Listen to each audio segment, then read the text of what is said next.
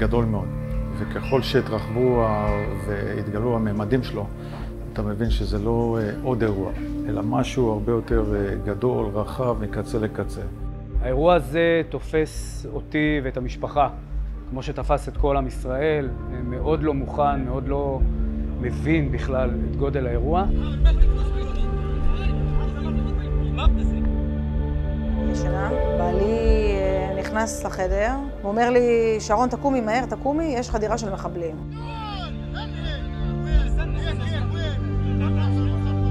לקח זמן להבין כמה היקף המלאכה יהיה גדול וכמה היקף המלאכה יהיה קשה.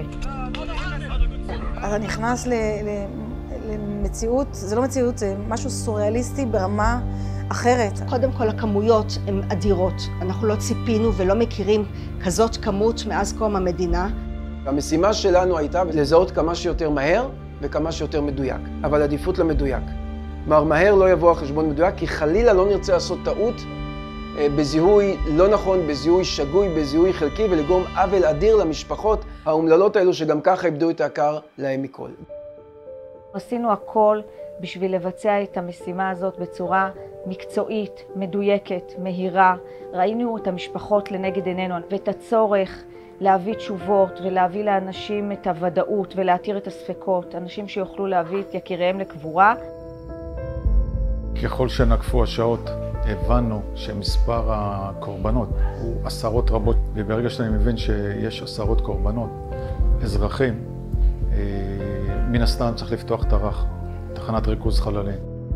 האחריות של משטרת ישראל, אגף החקירות והמודיעין בזמן חירום, להיות מסוגלים לקלוט חללים, גופות, איברים, כל האירועים הקשים האלו, מדובר על עשרות חללים ומאות חללים. אני זוכר שאני מתקרב פה לבסיס והלב שלי דופק, מגיעים לשערים והרגליים בוגדות בי, אני ממש לא מצליח ללכת.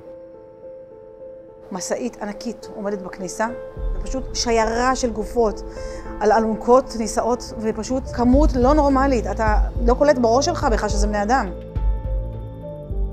ופתאום זה מכה בך, פתאום ערימות של שקים.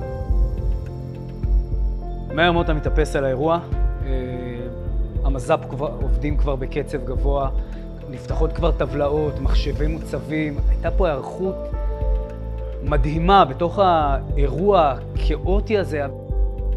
אנחנו למעשה מקימים אוטומטית 3 מוקדים. תחנה לריכוז חללים ששם אנחנו מביאים את החללים. המרכז השני הוא מרכז מידע למשפחות, במקרה הזה זה הוטל על להב 433, והמרכז השלישי הוא במטה הארצי. המעבדות של מז"פ, של המעבדה לזיהוי פלילי, כל המאגרים הביומטריים שעסוקים בהצלבה של נתונים פורנזיים. הקפצנו את כל החטיבה והגענו למחנה שורה על מנת להיערך לתהליך הזה של זיהוי החללים. כל חלל שהגיע מהשטח נקלט בתחנה לריכוז חללים, נרשם, מסומן, ומתחילה מלאכת הזיהוי שלו.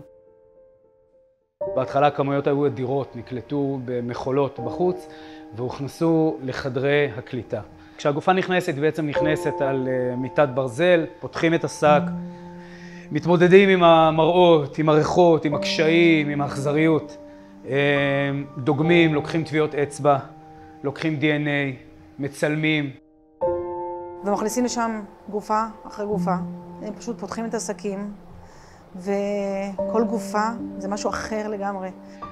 אכזריות שאי אפשר לתאר, גם מבחינת חוסר בגפיים וראשים, גופות מפויחות עד רמת פחם שאי אפשר לזהות צורה. אתה מזהה מתאר של גופה, אתה מזהה ראש, אתה מזהה אולי יד, אתה לא תמיד מזהה את המין של אותה גופה. ויכול להיות שגם המשפחה שלו שוכבת בשאר החדרים כאן. שפת האנוש עוד לא הצליחה למצוא ולהמציא מילים שתארו את גודל הזוועה שבוצע בבני עמנו ובקורבנות שם בגזרה הדרומית. כל הזמן חשבנו איך אנחנו יכולים לשפר ולקחת אמצעי זיהוי יותר טובים. מצאנו שיטות לייעל את הפקת ה-DNA בצורה כזאת שאנחנו נוכל הרבה יותר מהר להפיק את הפרופילים כדי נוכל להשוות אותם. המשמעות של יחידת רופאי השיניים בזיהוי של החללים הופכת להיות הרבה יותר משמעותית בשלבים בהם הגופות במצב שכבר לא ניתן להשתמש באמצעים המדעיים האחרים, או שקשה מאוד להשתמש באמצעים האלה, כי לוקח הרבה יותר זמן להפיק אותם. ולכן הזיהוי על פי שיניים הופך להיות משמעותי יותר. אנחנו מצליבים את הנתונים שנלקחו מהחללים, את כל הנתונים שאפשר היה לקחת, טביעות אצבע, DNA, שיניים, הכל מתוך להגיע לזיהוי מדעי חד ערכי על פי הסטנדרטים שאנחנו מכירים ועל פי הסטנדרטים המקובלים בעולם.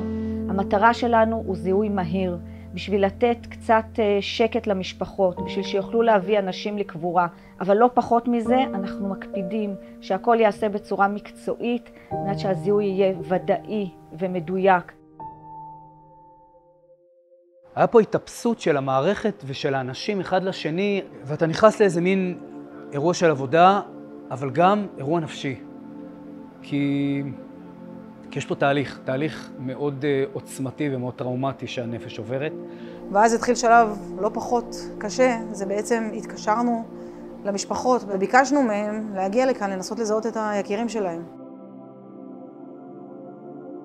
ואתה מחזיק את הטלפון ודמעות יורדות לבד.